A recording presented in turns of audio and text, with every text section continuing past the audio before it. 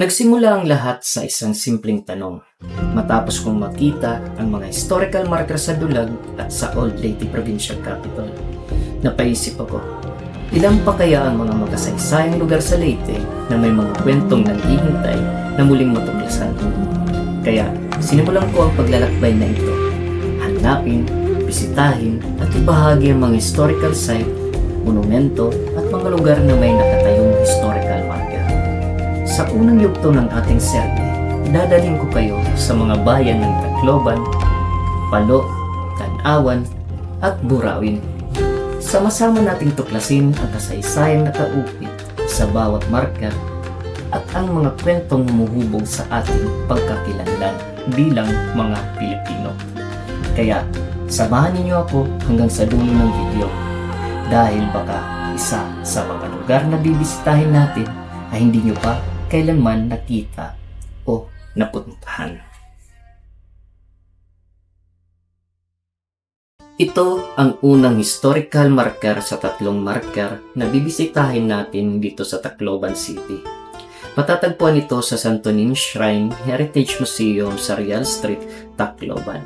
Isa itong biographical marker sa kategoryang personages na inilagay ng National Historical Institute noong Hulyo 1, 1985. Ang marker na ito ay inaalay kay Don Vicente Orestes Romualdez y Lopez, isang kilalang abogado, profesor ng batas at Dean Emeritus na ipinanganak sa Tolosa, Leyte.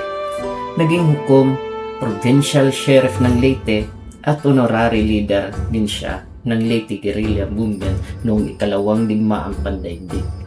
Bilang pagkilala sa kanyang mahalagang ambag sa batas, edukasyon at serbisyong publiko, itinayo ang historical marker na ito upang mapanatili ang kanyang alaala at kontribusyon sa kasaysayan ng Leyte at ng Pilipinas.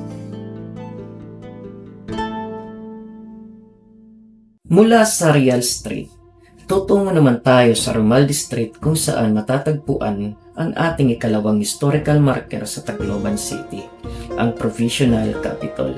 Sa kasamaang palad, hindi tayo makakapag-vlog ng malapitan sa historical marker dahil kinakailangan muna ng permit upang makapasok sa loob ng compound.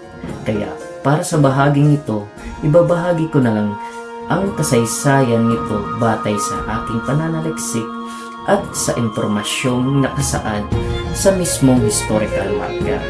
Ang Provisional Capital ay isang house marker sa kategoryang Buildings Structures na itinayo ng Philippines Historical Committee noong 1950. Ayon sa marker, ang gusaling ito ay itinayo noong 1910 at pinalawak noong 1936. Dito pansamantalang nanuluyan si General Douglas MacArthur noong October 20, 1944 at nakaligtas siya ng isang bomba ng mga Hapones ang tumagos sa bubong ng kanyang silid. Mula Oktubre 20 hanggang 23, 1944, nagsilbi rin ang gusaling ito bilang provisional capital nang muling naitatag ang Commonwealth Government sa pamumuno ni Pangulong Sergio Osmeña, isang mahalagang yugto sa kasaysayan ng pagpapalaya sa Pilipinas. Mula sa Tacloban City, tumungo naman tayo sa bayan ng Palo, Leyte, kung saan may tatlo tayong historical marker na bibisitahin at ang una sa mga ito ay ang MacArthur National Park. Matatagpuan dito ang Leyte Landing Historical Marker, isang site marker sa kategoryang Sites or Events na idiniklara bilang National Historical Landmark noong 2004. Ayon sa marker, dito mismo sa Palo muling tumutong sa Pilipinas si General Douglas MacArthur noong October 20, 1944 kasama si Pangulong Sergio Osmeña at ang pamahalang nasa Excel. Ang kanilang pagbabalik ang naging hudyat ng pagpapalaya sa Pilipinas at muling pagtatag ng Commonwealth Government.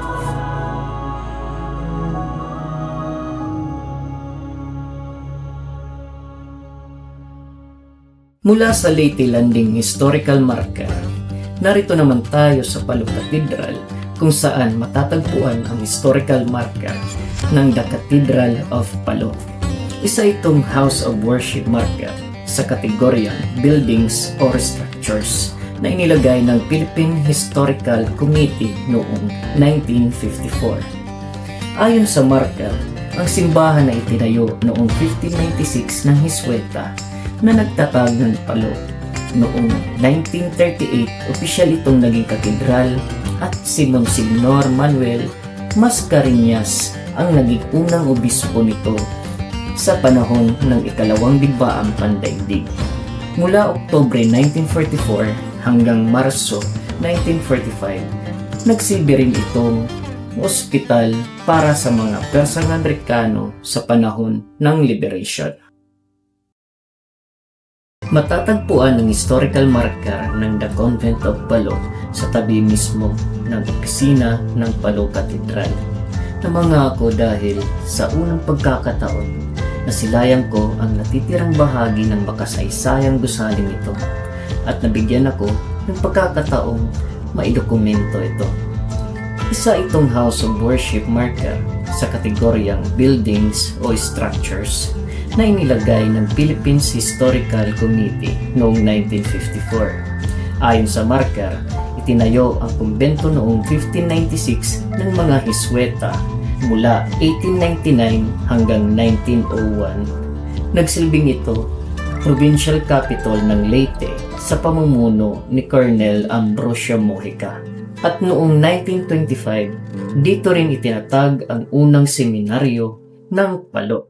Mula sa bayan ng Palo, bimahin naman tayo patungong Tanawan, Leyte, kung saan may dalawa tayong historical marker na bibisitahin at una sa mga ito ay ang marker ni Jaime C. Divira.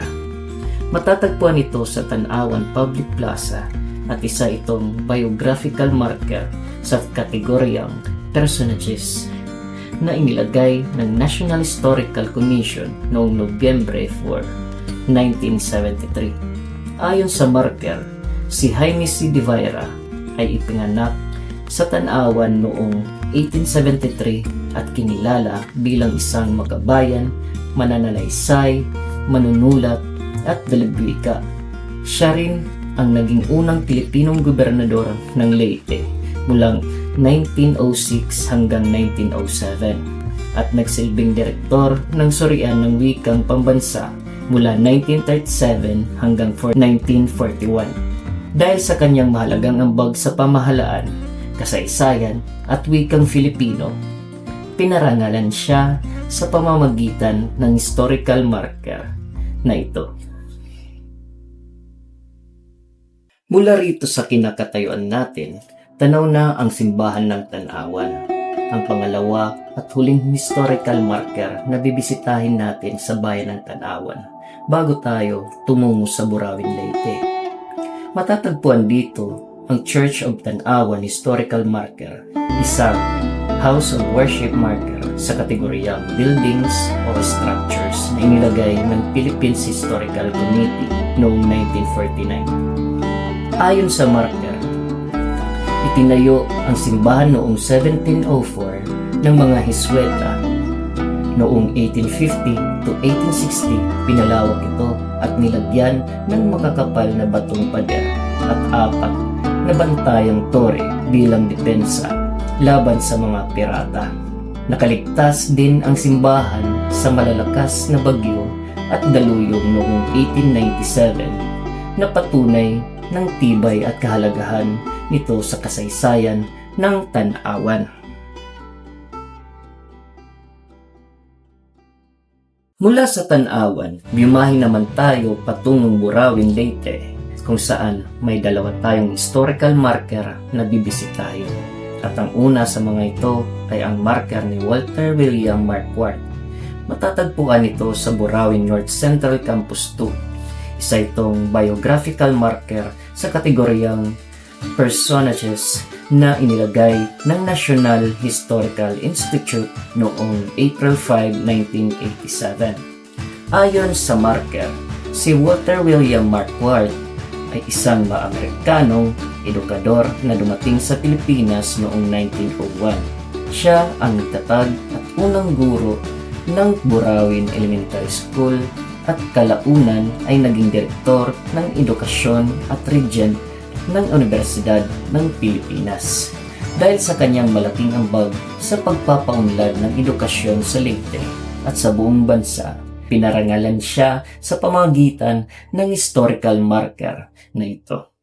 Dito pa rin sa Burawin, Leyte, bibisitahin naman natin ang pangalawa at huling historical marker sa bayan, ang marker ni Norberto Romualdez. Matatagpuan ito sa Ave Maria Street, corner Santa Ana Street. Isa itong biographical marker sa kategoryang personages na inilagay ng National Historical Institute noong 1975. Ayon sa marker, dito ipinanganak si Norberto Romualdez noong Hunyo 6, 1875. Isa siyang kilalang abogado, maestrado ng Korte Suprema, mambabatas, manunulat at dalubwika. Naging delegado rin siya sa 1934 Constitutional Convention, kung saan kinilala bilang isa sa 7 marurunong ng konbensyon. Bilang pagkilala sa kanyang natatanging ambag sa batas, panitikan at kasaysayan ng bansa, itinayo ang historical marker na ito.